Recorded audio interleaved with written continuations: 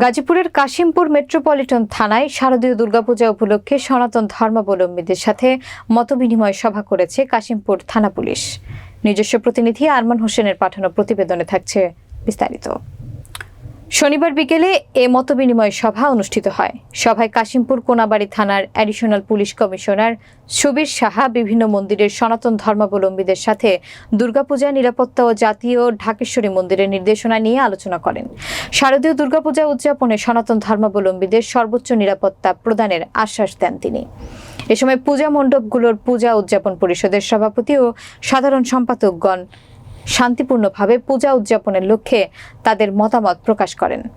মতবিনিময় অনুষ্ঠানে কাশিমপুর থানার অফিসার ইনচার্জ তদন্ত মহিউদ্দিন, সনাতন ধর্মাবলম্বী নেতৃবৃন্দ এবং কাশিমপুর থানার পুলিশের সদস্যরা উপস্থিত ছিলেন। ওনারা তো আমাদের যেটুকু ওনাদের কাছে চাওয়া বা আমরা নিরাপত্তা ব্যবস্থার জন্য যতটুকু করতে পারবো শুধু সেই সম্পর্কে বলছি, বা ওনাদের এই নিরাপত্তা ব্যবস্থা জোরদার করার জন্য কি কি করণীয় সেই সম্পর্কে ওনাদের ব্রিফ দিয়েছি।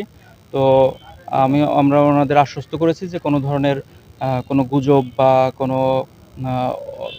খারাপ কথায় কান না দিয়ে ওনারা যেন ওনাদের ধর্মীয় ভাবগম্ভীর্য বজায় রেখে ওনারা যেন ওনাদের অনুষ্ঠানটা করে। আমাদের ক্ষেত্রে কোনো কার্পণ্য থাকবে না, তাদের নিরাপত্তা ব্যবস্থা জোরদার বা কোনো ধরনের সহযোগিতা করতে কোনো কার্পণ্য থাকবে না।